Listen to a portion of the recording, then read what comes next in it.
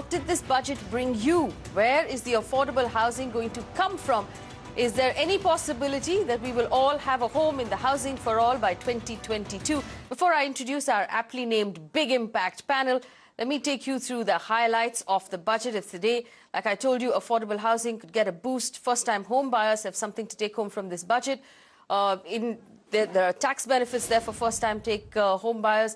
In the monetization, also digitization of land records, a very, very welcome move for all of us, whether it's industry or as buyers. Massive allocation for urban roads and rural connectivity. REITs gets a breather as well. So today on the Urban Debate, the biggest panel I could possibly put together in the real estate sector joins me this evening to find out if your home was actually a priority in this budget and if you're actually going to be able to buy a home by the end of this year. Abhishek Lodha, Managing Director, the Lodha Group. Sanjay Dutt, Managing Director, India, Cushman Wakefield. Sanjay Ubali, Managing Director and CEO, Tata Realty Infrastructure. Gitambar Anand, President, Credai National and Managing Director at ATS. Irfan Razak, Chairman and Managing Director at Prestige Group and the National Chairman of Credai. Rohit Gera, Managing Director at Gera Developments. I'm also told Niranjan Hiranandani from Hirandani Group will join us shortly as well. But it is a fantastic panel. Gentlemen, thank you so much for making time for the home buyer this evening. It is a pleasure to have all of you on the show. I want to do a quick opening round of arguments on where you see this budget going. Abhishek Lodha, I'm going to start with you.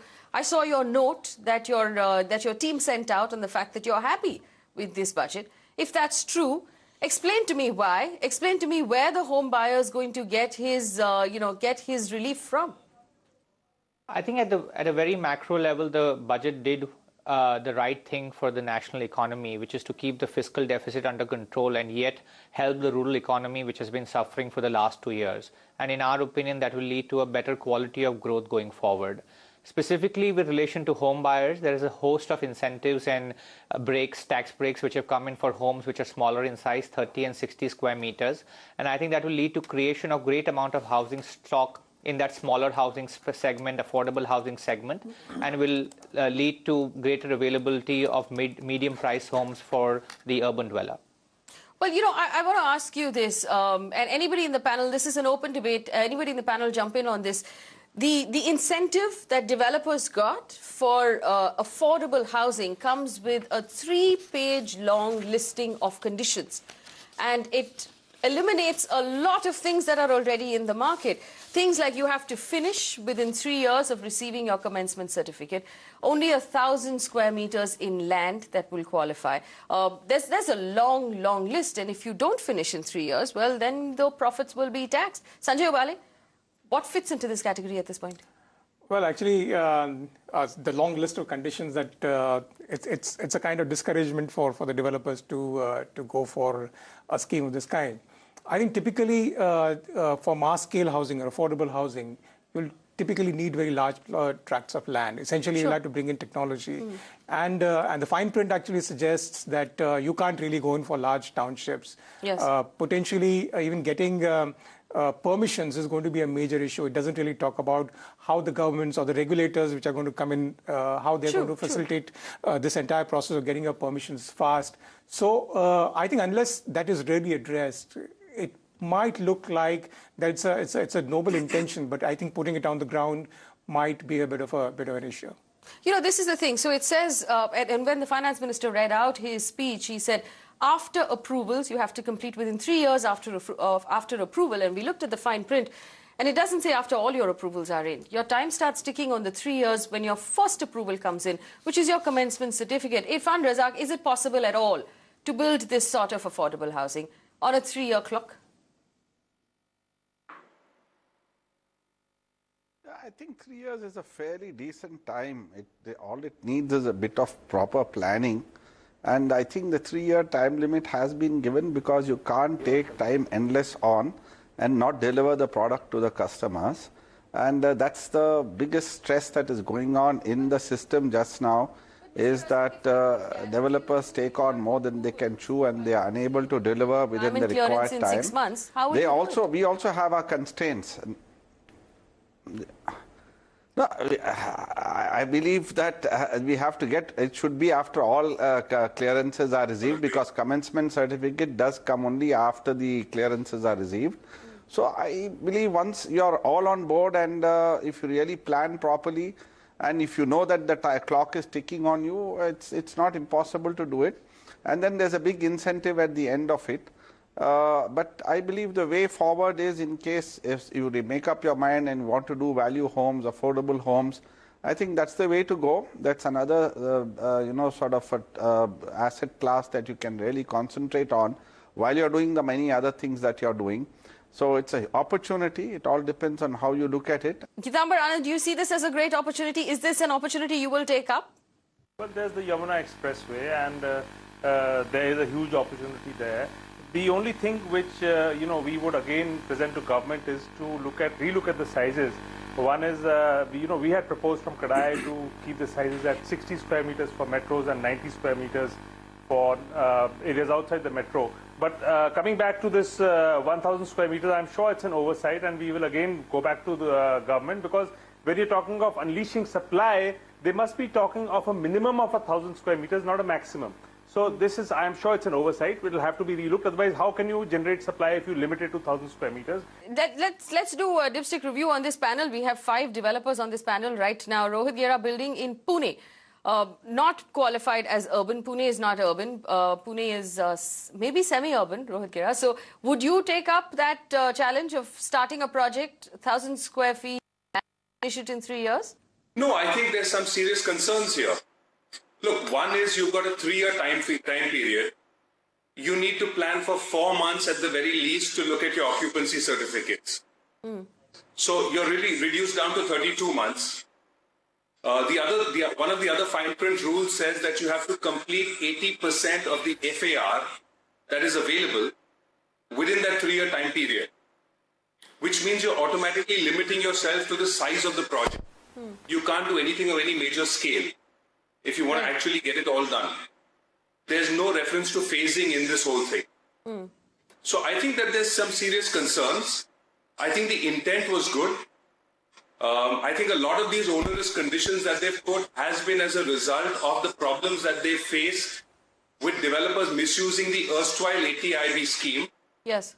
And therefore, I think these conditions which they've put in are good for some developers. You can do something within the municipal corporation. Niranjan Hiranandani joins us on the show with our super impact panel this evening on the real estate sector. Niranjan Hiranandani, are you happy with this budget? Where is the affordable housing going to come from? All of those things that we talked about last week that we were expecting, we got none of it. Let's be honest here.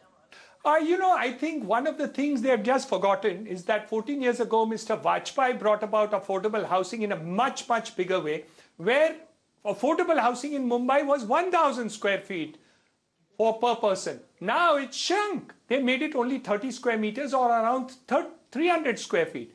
Outside Mumbai and Delhi, it was 1,500 square feet was affordable housing. Now it has been shrunk to 60 square meters or 600 square feet. I don't understand why you need to shrink the size of affordable housing, right? Because NDA's government itself with Vajpayee had given housing at a much, much liberal status from the bottom of their heart. Mr. Hiranandani, if they don't set the square foot, the size, and it's open to market pricing, then it won't be affordable anymore. That's not true. Look at what has happened in the case of Noida. We created enough housing, whether it was 1 bedroom, lesser than that, or 2 bedroom or 3 bedroom. The prices have been 3,500. As long as you created volumes. The secret is not about trying to limit the size of people for posterity and for the next 100 years. You can't create for 30 square meters and expect that people will live there forever. And you're now talking about giving affordable houses to everybody. Why do you want to shrink the sizes of these houses? I think you need to be more liberal than that. Of course, I must give credit to the government that they're talking about affordable houses in a much more liberal way, similar to what had happened earlier by Vajpayee government. If you look at the three-page, Mr. Hiranandani, the three-page list of conditions for this affordable housing benefit, does it seem somehow that the government was a little hesitant when, being generous towards the real estate industry? No, I think some Babu has written down those terms and conditions. The government's intent and the Prime Minister is very clear. Give volumes. Just the same way he markets India and brings volumes of money, large amount of quantities to do. His idea is to create volumes. Somewhere down the line, the Babus, I think, have messed it up. Irfan Razak, have the Babus messed up this budget? Did someone who was not familiar with how real estate works actually write this clause? No, I disagree because the Babus are very intelligent. And the whole idea is to see that really affordable housing is created, and they probably, instead of going on price, they've gone on size. But I think the size they could have considered 60 and 90 meters and maybe brought in a slightly lower version of 45 meters, because I agree with Niranjan, 30 meters is too small. It becomes an EWS and a very, very small house.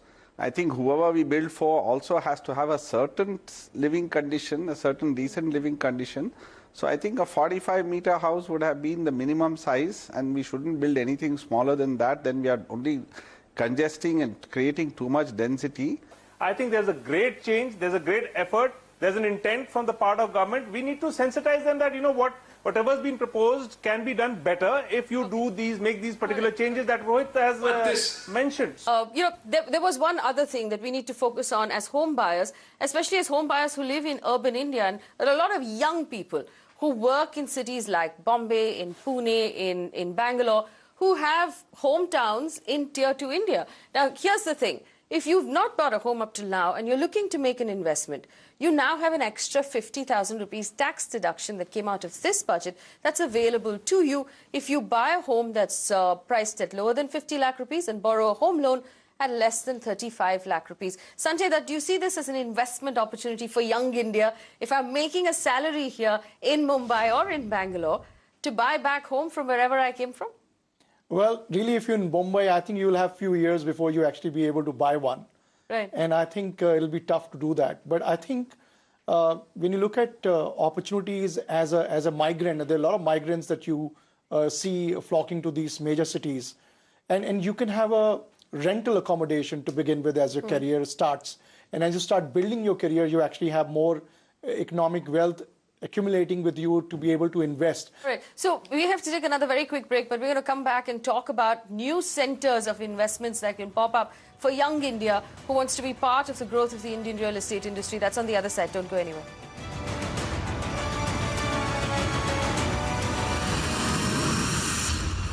Mega Impact Real Estate panel with me this evening. We're talking about the announcements we heard in the Union Budget. Just before we went into break, we talked about the opportunity that's available to us now to buy homes that are outside of our cities, that are within the 50 lakh rupee bracket, that will allow us an extra tax deduction of 50,000 rupees. Sanjay Bale, if I was looking for an investment like that, what are the new areas of opportunity you believe we have as young Indians right now to invest in? Well, I think I would bet on Panvel and the area around where the airport is coming up. The new port is likely to come up. I think that's really the area where, to my mind, that's going to be the new Mumbai that's going to happen. I think for the young Indians, I would say that should be the area they should be. Isn't that where you're building? Well, I don't think that's, from the connectivity point of view, because the younger lot would probably need connectivity to the outside world. And probably they might want to be closer to the airport and places from where they can move out very quickly. Sure. And during the rail budget, we heard some interesting announcements in terms of connectivity that will come up to Navi Mumbai from CST, from the old airport to the new airport that will come up in Navi Mumbai. So there's a lot of promise there. Trans-Harbour, Sea-Link. So there's a lot of promise there of connectivity as well. Niranjan Hiranandani, where's the next Powai coming up? So we know. Well, you said it just now, and so did Sanjay. I think Panvel is the next location that you're going to see. And Naina, which is the bordering of Navi Mumbai, is also going to be an area. That area is more than 2.5 times the size of whole of Mumbai. So I think that's a great opportunity just outside it. And with, as you said, the Trans-Harbour link and the railway line which Mr. Prabhu has announced, the rapid elevated corridor right from VT to Panvel is going to be the difference, and Panvel to Karjat is already announced last year. So I think a combination of that with the Navi Mumbai airport is going to see that sector also grow. The western side, of course, will grow. You're also looking at cities outside of Mumbai. We don't have to focus on Mumbai here. It's a national channel. Tell us where else. I think lots of places outside the periphery of cities are going to see it, because you see the metro still has a great draw. So if you see Bangalore, you'll see the periphery of Bangalore. If you see Chennai, the periphery of Chennai. If you see Pune, the periphery of Pune. If you see Ahmedabad, the Gandhinagar and other belts which are really surrounding. So with the metro towns now being chosen for the purposes of infrastructure in terms of smart cities, I think the focus again goes back to the metro towns and the 100 cities being chosen for the purposes of development of smart infrastructure. Abhishek Lodha? I think development will happen where there is employment generation, and that will happen in metros. The young will have opportunities based on the quality of the developer and the infrastructure that is put in by the developer as well as by the government. So there will be many opportunities. I think it's about buying at the right location and buying with a credible developer. All right, you still didn't give me a specific location. Tell us where you've bought land and where you're going to construct next. No, I think there's a lot of development which is going to happen on the sort of northeast of Mumbai. So Kalyan, Dombivli, Panvel, that belt will develop because a lot of infrastructure is being put into that area, and that's where the land availability is. So even by the natural pressures, that's where development has to happen. Irfan Razak, if we're talking about development following job creation, then Bangalore still stands strongest in commercial property absorption across the country. Within the Bangalore market, or within that south market, where's the opportunity to invest sub 50 lakh rupees? Yeah, I see currently in Bangalore, if you ask me, Sarjapur is a good location. The land prices are still reasonable and you can still offer at a reasonable number.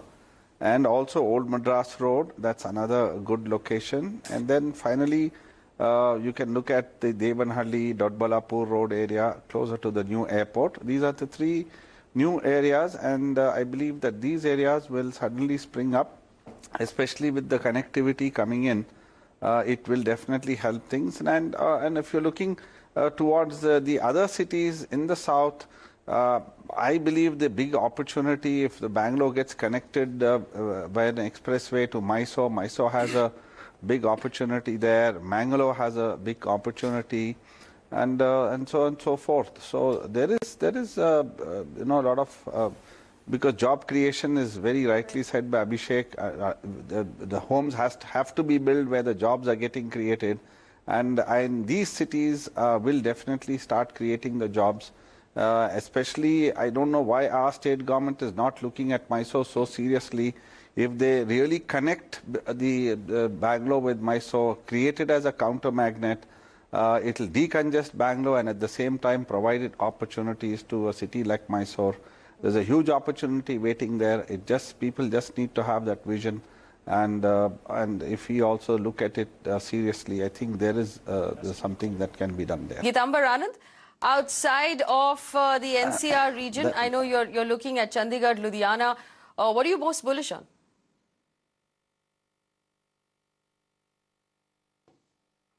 See, anywhere where the DMIC is passing pay would be a good investment. So looking at the NCR area, I think Yamuna Expressway, Daruheda, Bhiwadi in Rajasthan, the Daruheda in Haryana, and everywhere where the DMIC is passing, because that area, you see, this government seems very intent on making the DMIC a reality. There are challenges. They are looking at the KMP to be operational by 2016 end. So I definitely am very optimistic, and I feel that the DMIC will see the light of day. So any area which is around, which is falling in the alignment of the DMIC would be a good investment. Yes, definitely. We have a few minutes left on the show. Niranjan Hiranandani, REIT's big announcement. Announcement that I did not like. Another cess on service tax that takes it up to 15%, which we have to pay on homes that are under construction. What's your reaction to both of those? I think it's a shame. It's the most unjust tax that I've ever seen in my whole life. Service tax for the person who buys under construction, but when he gets occupation certificate, he doesn't pay a service tax. Of course, now the exemption, as Abhishek has just mentioned, it is available up to 60 square meters for this, but that is not a proper criteria. I think service tax in terms of home loans must be removed and eliminated. Today, affordable housing is taxed at almost 32% on the top line of things. So 3,600 rupee house, 1,200 rupees is taxes, direct, indirect, local tax, state government tax, stamp duty, VAT, service tax, and so on and so forth. I think it's ridiculous. Right. So, the other thing that we want to talk about now, I want to bring in Abhishek Lodha here, is digitization of land records. This is something that I know the banking industry would love if it was actually easily available, easily accessible, the land records that we were looking at. The development industry would love, and the home buyer would love it if I could access land records and actually take a look at what sort of land we're talking about here. How long do you think that's going to take to, to reach that level which the other big cities in the world have it at? And how big a move is this? I think from a transparency perspective and hence making the market more liquid, it's a great move. Ultimately, land title in India is one of the biggest bugbears of the industry and investors and buyers, and this will really help that transparency improve. It's going to take some time coming. I don't know the implementation time frame the government set, and it's because these records are really British era records and have not been digitized in any form. It'll take some time coming, but again, the fact that the government could think at that micro level and pick out this problem to solve shows that the government has its ears to the ground and wants to take action to improve things. Maybe it may be slightly long term, but it's very important. All right. Sanjay, I'm being told I have to wrap up this show, but before we go, quick word of advice then for all viewers at home, and it's the fundamental home buyer, the end user who watches this show. What's your advice for the end user? I believe there is an opportunity given the market conditions that we have. We also see initiatives taken by the government to revive the demand, revive the economy, and I think we're going to do well if we spend all that money the government has allocated out to be spent. And given the global circumstances, India needs to be consumption-led economy, which the government is trying to focus on. And I think if you are there, if you've not bought a good home for yourself, this is time to buy it, because markets have really bottomed out, and this is the right time to go and invest. And now you have incentives actually to invest. So go ahead and buy property. All right. It's never been a better time for first-time investors, especially if you're looking at that specific bracket. I'm being told we've run out of time, but gentlemen, thank you so much for spending time with us this evening, helping us take a closer look at that big budget. Remember, this channel is dedicated to the home buyer. We're going to continue to stay here and answer your questions right through the week.